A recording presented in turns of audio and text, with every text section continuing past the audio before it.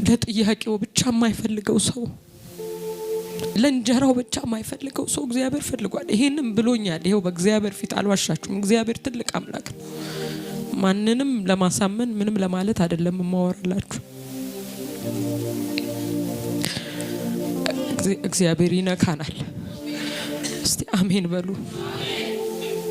ምን ይሰራልናል? ዛሬ ከጨጓራ ተፈወሰ እግዚአብሔርን ማታከብረው ከሆነ ምን ይሰራልሃል?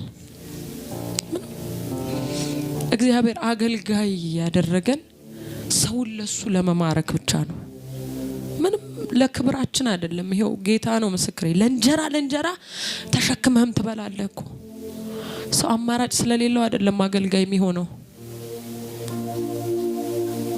እግዚአብሔር ይዞት ነው አገልጋይ የሚሆነው።